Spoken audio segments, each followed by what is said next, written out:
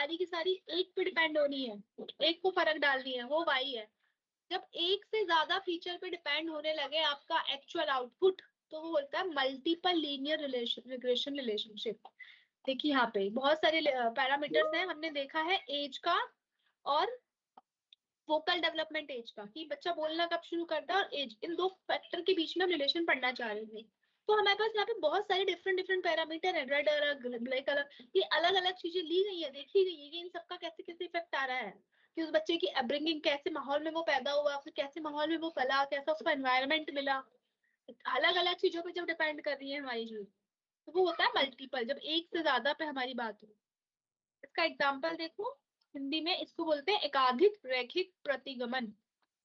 जैसे कि ये है इसका एग्जाम्पल, देखो पावर नहीं आ रही थी, इसमें पावर थी क्या, नहीं, इसमें कोई पावर थी ना, एक्स स्क्वायर क्यूब होने शुरू हो जाए तो वो पॉलिनोमियल है। जब डिग्री आ जाए, इंडिपेंडेंट वेरिएबल में जब डिग्री इन्वॉल्व हो जाए, एक्स की पावर 2 या एक्स की पावर 3 4, जब डिग्री बढ़ जाए तो उसको बोलते हैं हमारा पॉलिनोमियल कर्व। क्या बोलते हैं उसको, पॉलिनोमियल रिग्रेशन। रिलेशनशिप है एक्स और वाई के बीच में ही, लेकिन अब एक्स में क्या आ गया, एक्स में पावर चढ़ गई, तो जब पावर आ जाएगी वो वाला डेटा कौन सा होता है, हमारा पॉलिनोमियल रिग्रेशन लगता है यहाँ पे। इसका एक एग्जांपल है, जिससे कि कोविड 19 का हमने देखा था ना, जब स्प्रेड हुआ था, डेली पावर ऐसे बोला जाता है, दुगने में आ रही है, तिगने में आ रही है, 4 गुने में आ रही है, वहां पे डिग्रीज में पावर बढ़, एकदम से पावर बढ़ गई थी। आज दुगने केसेस नोटिस किए गए, आज 4 गुने केसेस आए। समझ में आया इसका real time example polynomial regression का, कि जब डेटा में इनपुट में पावर आ जाए, कौन से वाले इनपुट में पावर आएगी, इंडिपेंडेंट में या डिपेंडेंट में, बताओ।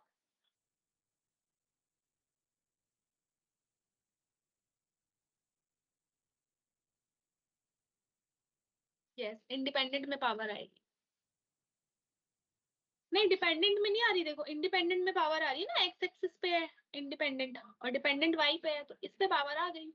कोविड के केस भी तो ऐसे ही आ रहे थे, कि भाई कितने इन्फेक्शन फैलते जा रहे हैं रोज, हिसाब से तो डिग्री वो होता जा रहा था, इंडिपेंडेंट में पावर आई। इसको हिंदी में बोलते हैं बहुपद प्रतिगमन। हिंदी वाले देख लो बच्चों।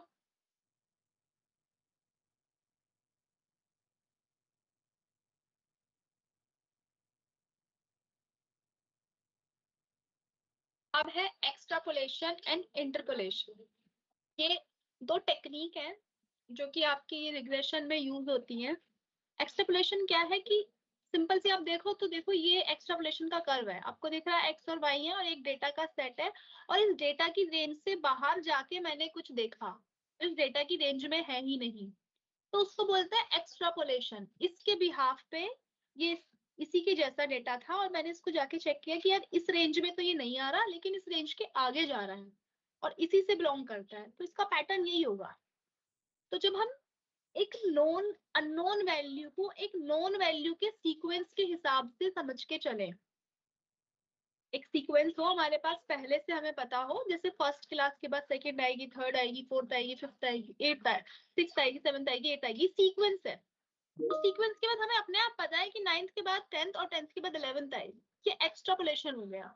और मुझसे किसी ने बोला कि मैंने एमए किया है, तो मेरे दिमाग में अपने आप है कि यस इसने 11th 12th भी किया है और इसने ग्रेजुएशन भी किया है, तभी ये एमए में आया। तो जब बीच के डेटा पे स्टडी किया वो इंटरपोलेशन, और जब उसी पैटर्न के हिसाब से 8th क्लास के बाद मैंने अपने आप लगा लिया यस इसने 9th, अब अगले बार ये 9th में जाने वाला है, वो एक्स्ट्रापोलेशन। एक सीक्वेंस की बिहाफ पे हम आगे की वैल्यू को जब प्रेडिक्ट करते हुए चलते हैं, आगे की वैल्यू के बारे में सोच समझ के चलते हैं, वो एक्स्ट्रापोलेशन। और जब एक सीक्वेंस के पता होने के बीच की वैल्यू को पता करते हैं, जैसे बोला ना एमए किया है तो भाई उसने बीए किया ही होगा जब भी उसने एमए किया है, तो बीच की वैल्यू की का एवेल्युएशन इंटरपोलेशन। समझे यहाँ पे कोई डाउट इंटरपोलेशन और एक्सट्रापोलेशन में? ये यूज होगा शीट्स में, इसलिए आपको बताया जा रहा है, जब आप इसका हैंड्स ऑन करोगे ना ये हर एक चीज यूज हो जाएगी। जैसे लास्ट टाइम ईडीए बताया था, missing value, fill value, this value, ऐसे ये यूज हो जाएगा।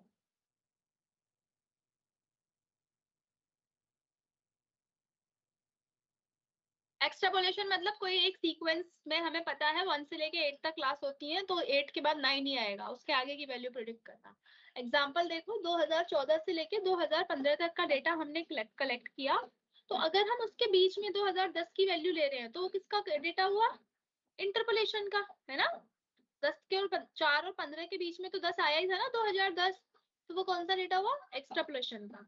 लेकिन हम सॉरी इंटरपोलेशन का। और जब हमने कहा 2004 से लेके 2015 के डेटा में से कुछ स्टडी ना करके हमने 199 इसका डेटा स्टडी किया, बिल्कुल बाहर है इस रेंज से, तो वो कौन सा डेटा हुआ? एक्सट्रापोलेशन का। 4 से लेके 15 तक का डेटा हमने कलेक्ट किया और उस डेटा में 2010 को स्टडी किया, तो सीक्वेंस के बीच में किया, कौन सा हुआ? इंटरपोलेशन। और फिर हमने 1999 का डेटा लिया, उसको देखा, तो वो क्या हुआ? इस रेंज में है ही नहीं, तो वो कौन सा हुआ? एक्सट्रापोलेशन। ठीक है, not it's not like AP GP.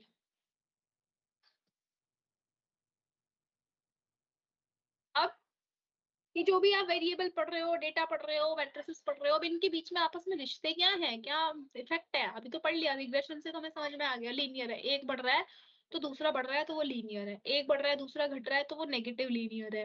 अगर कोई बढ़ रहा घटता बढ़ता घटता रिश्ता है तो वो कर्व लीनियर है। पॉजिटिव नेगेटिव सब देख लिया। अब हमें बताना है कि कोरिलेशन मैट्रिक्स, जो बाकी के वेरिएबल्स हैं एक एक्सेल शीट में, अगर 10 कॉलम है तो 10 के 10 में क्या आपस में रिश्ता है।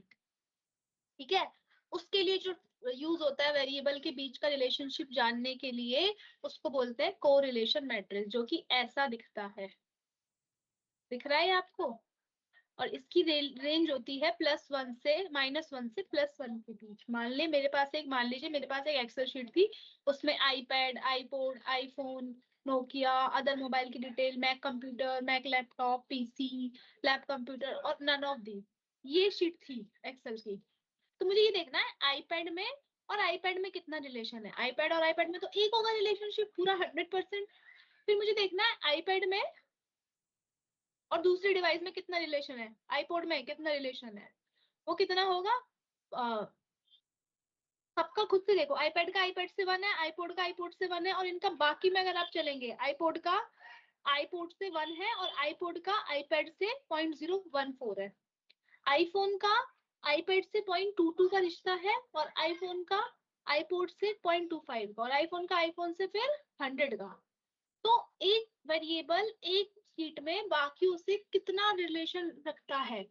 रिलेशन मतलब आगे जाके अगर इसकी सेल्स बनानी है, सेल्स बतानी है, तो हमें देखना है कि अगर आईपैड खरीदने वाला आया तो वो आईपोड में कितना इंटरेस्ट दिखाता है, या आईफोन खरीदने वाला आया तो वो आईपोड में या आईपैड में कितना रिलेशन दिखा है। जो नोकिया का फोन खरीदने आया वो आईपैड में बिल्कुल रिलेशन नहीं दिखा रहा, देखो 0 है।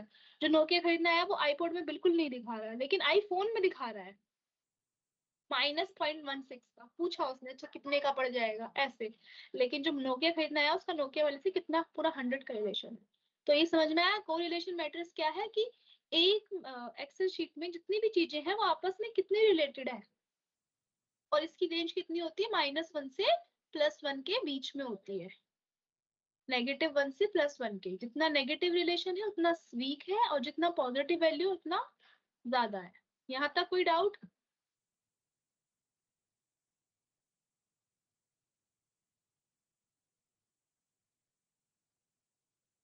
आ रहा है किसी को यहाँ पे? ओके, कोरिलेशन मैट्रिक्स क्लियर है। लास्ट में क्वेश्चन पूछ लूंगी फिर। अब देखो, ये जो तुमने रिग्रेशन आज पढ़ा, ये थ्योरी में पढ़ा, इसकी थ्योरी में इक्वेशन बनानी भी सीख ली। अब ये भी तो देखना है कि एक्चुअल में कैसा होगा। अब तुम्हारे को मैं ऐसा ही रिलेशनशिप बनाने को एक बड़ी एक्सेल शीट दे दूं, उसमें 50,000 रो हो, तो क्या तुम कैलकुलेट करोगे हाथ से बैठ के? उस समय हम क्या लगाएंगे? पाइथन का प्रोग्राम। हम क्या लगाएंगे उस समय? पाइथन की कोडिंग। और कोडिंग लगाने के बाद हमें वो चेक करना होगा कि वो सही है या गलत। तो जब अभी तो छोटा सा था, 5 पॉइंट थे, तो हमने 5 पॉइंट करके देख लिए एक्स और वाई। जब बड़ा होगा तब हम क्या करेंगे? प्रोग्राम लिखेंगे। और प्रोग्राम लिखने के बाद हमें क्या चेक करना होगा? हाँ, वही बता रही हूँ मैट्रिक्स क्या होता है। वो प्रोग्राम सही है या नहीं है, जो मॉडल बनाया है, जो डेवलप किया है, पूरी की पूरी 50,000 की शीट पे लगाया है, वो सही है या गलत है। तो उनको सही या गलत को चेक करने के लिए, कितना सही है कितना गलत है, जो मैट्रिसेस लगती है उनको बोलते हैं इवेलुएशन मैट्रिसेस। बोलते हैं उनको इवेल्युएशन मैट्रिसेस किसी चीज की परफॉर्मेंस चेक करने के लिए, जैसे आपकी इवेल्युएशन मैट्रिक्स होती है आपकी परसेंटेज, आपका रिपोर्ट कार्ड कि आपके मैथ्स में कितने मार्क्स बने, आपके फिजिक्स में कितने मार्क्स बने, आपके कॉमर्स में कितने मार्क्स बने, वो आपके मार्क्स, फिर आपके ग्रेड लिखे जाते हैं उस मार्क्स के बिहाफ पे, फिर आपका एक और कॉलम बन के आता है कि भाई डिसिप्लिन में ठीक था, वेल ड्रेस था, एक्स्ट्रा करिकुलर में भी ठीक था, वोकल में भी ठीक था, ये सब बन के आता है ना रिपोर्ट कार्ड में।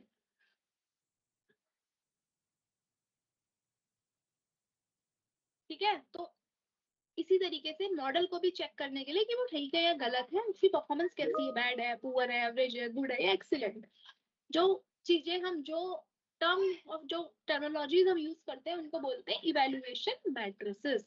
तो इवेल्युएशन मैट्रिसेस क्या है, क्वांटिटिव मेजर्स, क्वांटिटिव मेजर मतलब न्यूमेरिकल वैल्यूज होंगी जो कि यूज की जाती है उसकी परफॉर्मेंस को, इफेक्टिवनेस को चेक करने के लिए एक मशीन लर्निंग मॉडल की।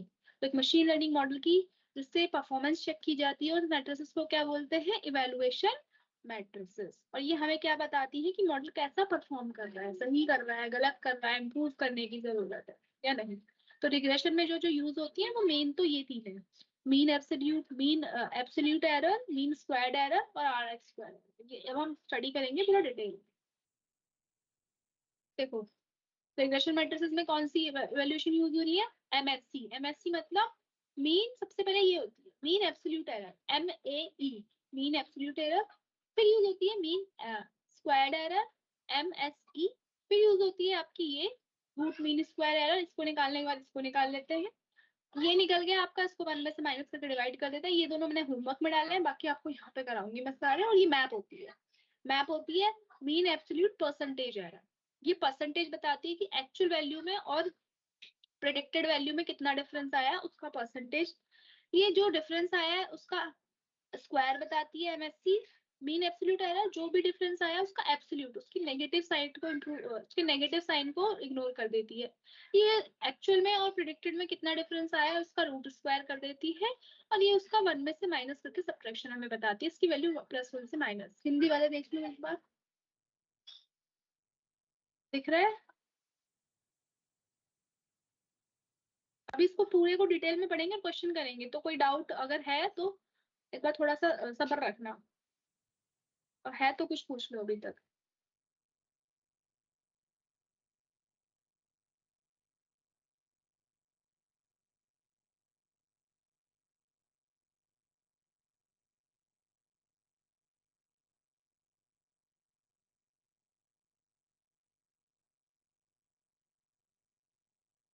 यहाँ तक कोई डाउट?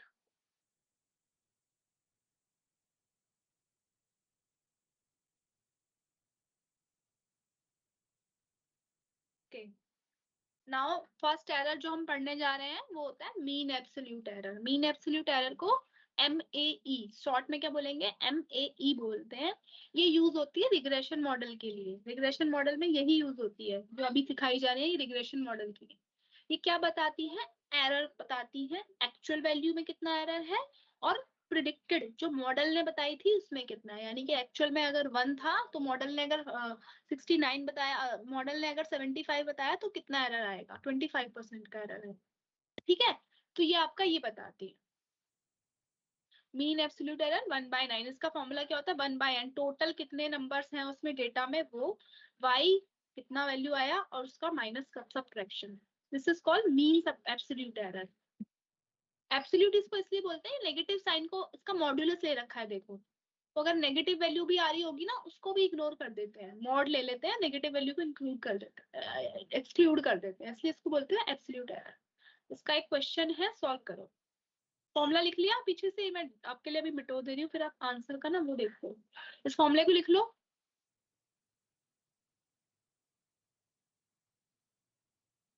1/n, एन यहाँ पे नंबर ऑफ टोटल वैल्यूज कितनी है, y एक्चुअल, y प्रेडिक्टेड। और फिर ये क्वेश्चन देखो,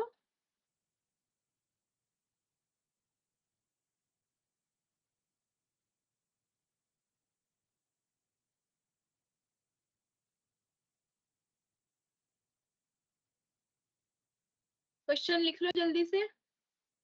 हमारे पास एक एग्जांपल है, हम एक डेटा साइंटिस्ट है जो कि काम करते हैं एक स्टार्टअप में, और स्टार्टअप क्या काम कर रहा है, हैंडमेड क्राफ्ट्स बनाता है। हैंडमेड जो लड़कियां ऑर्नामेंट्स पहनती है, नेकलेस, ब्रेसलेट, इन सबको बनाता है हाथ से। और इन सबको बनाने के लिए जो जो मटेरियल उसका लगता है, फीचर का साइज क्या है, कॉम्प्लेक्सिटी क्या है, ये सब बनाने के बाद उसने एक मॉडल बनाया, मॉडल से प्रेडिक्ट करवाया कि भाई एक्चुअल प्राइस इतना था और मार्केट में वो 28 में जा रहा है, 15 का था ब्रेसलेट का लेकिन 14 का जा रहा है, किसमें लॉस है किसमें प्रॉफिट है ये देखने के लिए। तो एक्चुअल वाई ये है, प्रिडिक्टेड वाई ये है इस रेंज का। ठीक है, तो अब इसका आपको मीन एब्सोल्यूट एरर निकालना है कि मॉडल ने कितना एरर दिया इसमें, एल्गोरिथम से कितना एरर आया। तो इस फॉर्मूले के हिसाब से ये y है और ये y डैश है, तो क्या करना होगा तुम्हें, सबमिशन करना होगा। क्या बनेगी कॉलम अगली, y माइनस वाई डैश, क्या बनेगा y minus Y dash, 25 minus 28, 15 minus 14, 20 minus 22, 30 minus, और फिर इतना करने के बाद उस सबको सम कर देना है इसका, इन दोनों को माइनस करके यहाँ कॉलम बना लो और एंड में उसका सम कर दो। और फिर उसको कितने से डिवाइड करोगे, 1/n, 1 कितना है यानी कि 1 2 3 4। ठीक है, समझ में तो आ रहा है ना कैसे करोगे। इस वाले क्वेश्चन में देखो इसकी मीन निकाल लेना यहाँ पे, इसकी मीन कितनी आएगी, चलो इसकी मीन बताओ, मीन कितना आएगा इसका, फॉर्मूला लिख लिया उसका।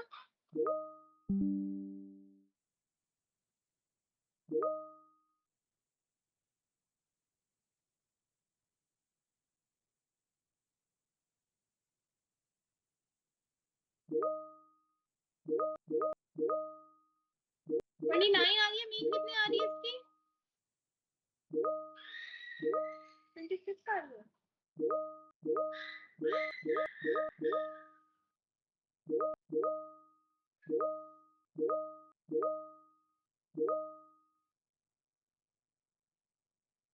25 प्लस 15 प्लस 20, 40, 130/5, 26 आ रही होगी ना मीन, करेक्ट, इसकी मीन आ गई। अब इसकी जो आपने वो वाली वैल्यूज बनाई थी ना इस फॉर्मूले के लिए, क्या क्या चाहिए हमें, आर स्क्वायर के लिए वाई हेड माइनस वाई आई, यानी कि इन दोनों का डिफरेंस जो बनाया था उसका स्क्वायर कर लो, 25 माइनस 28, 3 का स्क्वायर प्लस 1 का स्क्वायर 1 ही रहेगा, 2 का स्क्वायर 4 हो जाएगा, 30 का स्क्वायर 1 ही रहेगा, 30 माइनस 29 का स्क्वायर 1 ही रहेगा, 42 4 हो जाएगा। तो कितना आएगा, 9 प्लस 1 प्लस 1 प्लस 4 प्लस 4, यही आ रहा होगा, 10 12 19, 19 का स्क्वायर।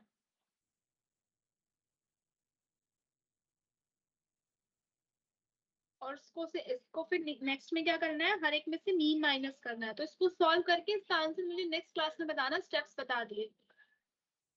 ठीक है, लिख लो इसका आंसर, ये एंड में बताना, अभी थोड़ा 5 मिनट का कर लो आराम से, एंड में बताना। ठीक है, ओके। कितने एरर पढ़े हमने, एमएई, एमएससी, आरएमएससी, मैप और आर स्क्वायर। ये कौन सी वैल्यू बताती है, डिफरेंस बताती है, एक्चुअल वैल्यू में एमई के बताता है, एक्चुअल वैल्यू में डिफरेंस बताता है, और प्रिडिक्टेड वैल्यूज में विदाउट विद साइन, साइन को इग्नोर करके एब्सोल्यूट देता है। ये क्या बताती है हमें कि वो एक्चुअल पॉइंट्स कितने बिखरे हुए हैं उस डेटा लाइन से, कितने दूर है, ये इसका स्क्वायर बताती है। और स्क्वायर के साथ साथ और क्या बता रही होती है ये हमें, एवरेज डिस्टेंस बता रही होती है, ये एवरेज परसेंटेज बता रही होती है, और ये बता रही होती है कि वो लाइन कितनी ठीक है या नहीं है। ये कम सेंसिटिव है, इसमें सबसे ज्यादा सेंसिटिव ये है। और ये दोनों वेरी करते हैं डेटा से डेटा में, सेंसिटिव मतलब थोड़ा सा चेंज करने से ज्यादा चेंज हो जाएंगे। तो सबसे कम चेंज कौन सा है, एमएई, और एमएससी और आरएमएससी सबसे ज्यादा है। और ये वैल्यू पे डिपेंड करते हैं कैसी वैल्यू है। इंटरप्रेबिलिटी, इंटरप्रेडिक्टेबिलिटी मतलब क्या इंटरप्रेट कर पा रहे हैं, इससे हम सबसे ज्यादा इंटरप्रेट कर पाएंगे कि कितना डिफरेंस आया, देख के ही पता चल जाएगा। अगर 5 है, एक्चुअल वैल्यू 5 होनी थी, प्रोडिक्ट होके 10 आ रही है, तो देखते ही पता चल रहा है कितना डिफरेंस है।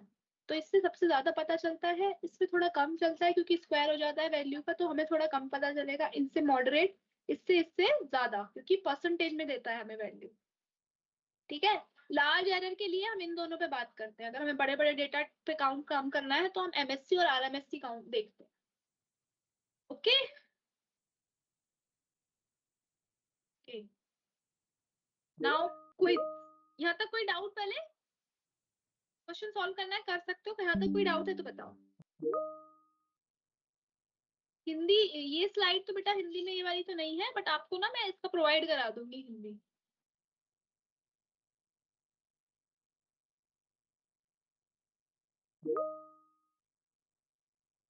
यहाँ तक कोई डाउट नहीं है तो अब मैं क्वेश्चन पूछने जा रही हूँ फिर। तो मैं अभी तक कोई डाउट हो तो पूछ लूं, वरना अगली स्लाइड क्विज की है और क्वेश्चन तुमसे आएंगे।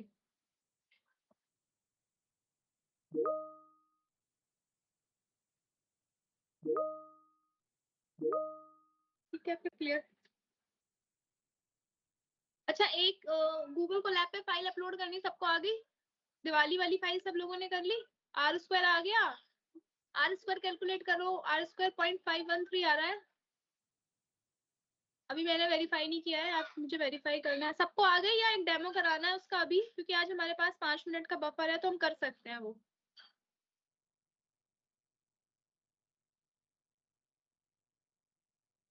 अब सबका अलग अलग आ रहा है आर स्क्वायर, मुझे कैलकुलेट करके वेरीफाई करना पड़ेगा। दिवाली फाइल डन हो गई। और टाइटैनिक वाली कितनों ने की? कोलैब क्लियर है, ठीक है। टाइटैनिक वाली कितनों ने ट्राई की है? टाइटैनिक डन, हर्ष। Okay.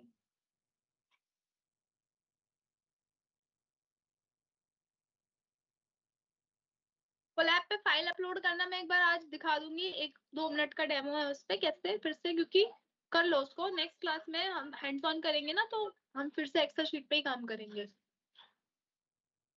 टाइटैनिक डन होके बच्चे कर रहे हैं। दिवाली वाला तो आपको करवा चुकी क्लास में, आपने रिवाइज करने के लिए दिया था मैंने।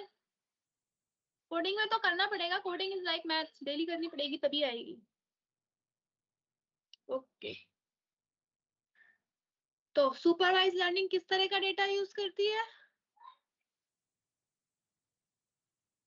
आंसर्स चाहिए मुझे अब।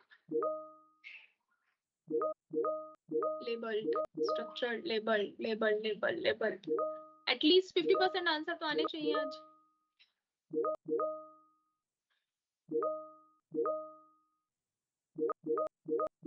ठीक है, अगला अनसुपरवाइज डेटा लर्निंग किससे रिजल्ट कर आती है, किससे बनती है, क्या लगता है अनसुपरवाइज लर्निंग में? किस तरह का डेटा यूज करती है? Unlabelled, okay. और बताओ कैसे रिजल्ट? अनस्ट्रक्चर्ड, ग्रुप नहीं करती, ग्रुपिंग नहीं करती, ग्रुपिंग। अरे ग्रुपिंग आंसर ही नहीं आ रहा। अन पैटर्न पे, ग्रुपिंग पे, यस ग्रुपिंग पे काम करती है ना, नेचुरल ग्रुपिंग। और अच्छा वर्ड क्या होगा? Natural grouping. Yes. Categorical variable क्या है बताओ जरा? कैटेगोरिकल वेरिएबल कौन से होते हैं? नेक्स्ट क्वेश्चन पे आ गए अब हम। कैटेगोरिकल वेरिएबल कौन से होते हैं? एज, जेंडर, फाइनाइट नंबर वाले ग्रुप, क्लास, ठीक है। और क्लास कंटिन्यूअस कैसे होते हैं? न्यूमेरिकल वैल्यूज अगर हैं तो कैसे होंगे वो?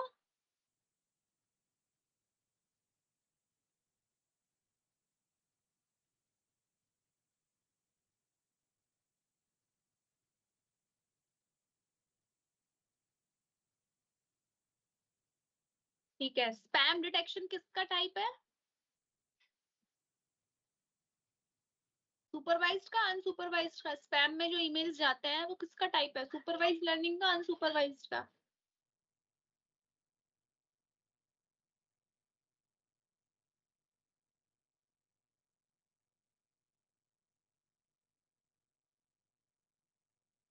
सुपरवाइज्ड का। अच्छा, सुपरवाइज में classification, regression?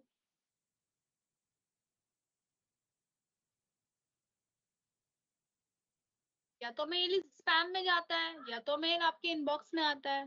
Yes, classification, regression नहीं है। ये ट्रिकी क्वेश्चन था। क्लासिफिकेशन में पढ़ेंगे अगली से अगली में प्रोबेबली। ठीक है, अगला। रिग्रेशन में कैसे कैसे वेरिएबल होते हैं? दो टाइप के कौन से वेरिएबल लगता है एक्स एक्सिस पे और वाई एक्सिस पे? Independent and dependent. ठीक है। ठीक है, एक स्लाइड में नहीं है क्वेश्चन, जरा बताना लीनियर में कितने वेरिएबल होंगे, दो, या मल्टी में कितने होंगे और लीनियर में कितने होंगे, और मल्टी में मोर देन टू। ठीक है, लीनियर रिग्रेशन किसका एल्गोरिथम है?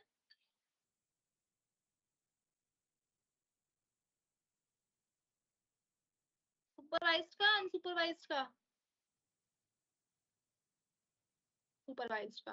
और किस तरह के वेरिएबल के लिए डिफरेंस देखता है वो, इंडिपेंडेंट और dependent? Linear regression is a supervised algorithm used for dependent and independent variables relationship. Dash भरना है तुम्हें, तो सुपरवाइज्ड का, और दूसरे में क्या आएगा, डिपेंडेंट और इंडिपेंडेंट। ठीक है, मल्टीपल रिग्रेशन में क्या सिर्फ एक डिपेंडेंट वेरिएबल होता है? ट्रू के फॉल्स? ट्रू किसने बोला? मल्टीपल नाम से ही पता चल रहा है, more than one.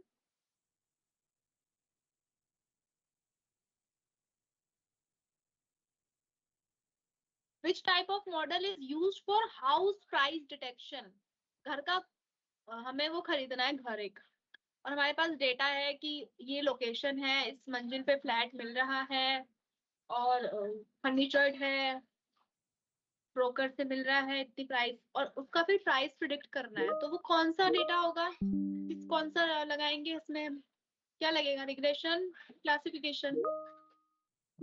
Yes, good, Harshita ने जवाब दिया है, मल्टीपल रिग्रेशन, क्योंकि हमारे पास एक से ज्यादा पॉइंट डिपेंड करेंगे, तो multiple regression. Which type of what are the evaluation? MSC क्या है बताओ, एमएससी की फुल फॉर्म बताओ। अरे एसवीएम पे कहाँ पहुंच गए, पढ़ा तो है नहीं भी एसवीएम क्लास में। एमएससी क्या है भाई? मल्टीपल रिग्रेशन आंसर आ रहे हैं। MSE is mean square error. क्या बताता है एमएससी? क्या बताता है एमएससी?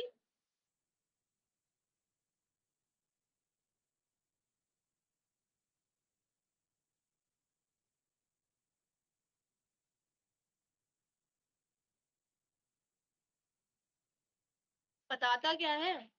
फुल फॉर्म तो बता दी तुम लोगों ने। सेंसिटिव है। एवरेज बताता है एक्चुअल वैल्यू का और प्रिडिक्टेड वैल्यू का। चैट जीपीटी से आंसर आ रहे हैं। अच्छा, ओके। आरएमएससी क्या है? आरएमएससी, आरएमएससी की फुल फॉर्म क्या है?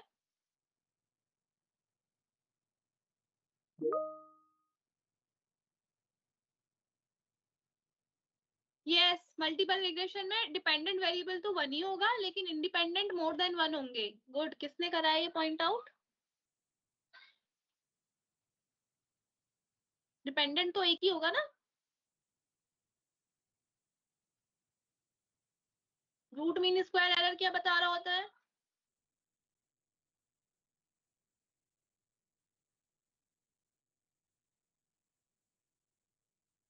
फुल फॉर्म हो गई आरएमएससी, तो बता क्या होता है? लाइन कितनी फिट है, वो जो लाइन तुमने बनाई है वो कितनी सही है या गलत है, जो लाइन बन के आती है ना?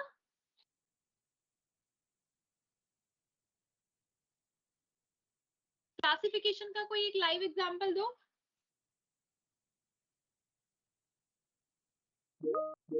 Object detection, email spam detection, fraud detection. ठीक है,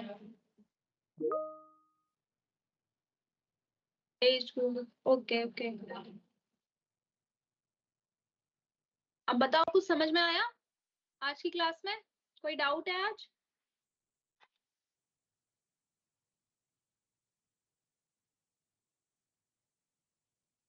पायल पूछो, क्या पूछना है चैट बॉक्स में लिखो।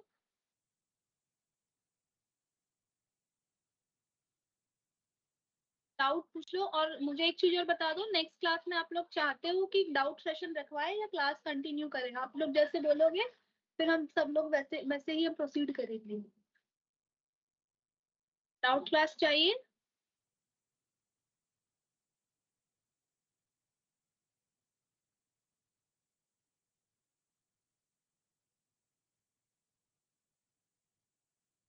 नेक्स्ट क्लास कितने लोग कहते हैं डाउट?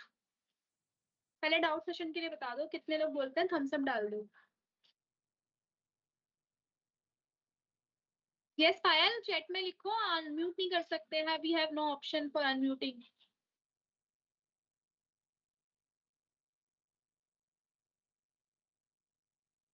तो डाउट सेशन जो होगा ना वो इंटरैक्टिव होगा। इंटरैक्टिव का मतलब आपसे भी पूछा जाएगा। तो अब तक जितनी भी 9 दिन की पढ़ाई हुई है ना, आपको वो भी रिवाइज करके आनी है। एक तरह से आपका इवेलुएशन भी होगा, वो आपको भी चेक किया जाएगा। कॉपी में कर सकते हो, फिर उसका पीडीएफ बनाना पड़ेगा। ठीक है, सुंदर सुंदर राइटिंग में लिख के कॉपी में कर लेना, उसका पीडीएफ बना लोगे।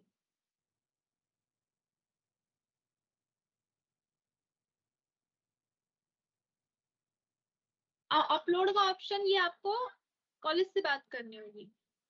ठीक है, तो आज में कंक्लूजन में क्या देखा हमने कि रिग्रेशन क्या करता है, प्रिडिक्शंस बनाएगा, सीख के डेटा से आगे बनाएगा, एस्टिमेट कर देगा। एस्टिमेट मतलब अनुमान लगा के बता देगा, अच्छा ऐसे ऐसे डेटा पॉइंट है तो बीच में एक लाइन ड्रॉ करके दे देगा, इधर उधर ऐसे होनी चाहिए।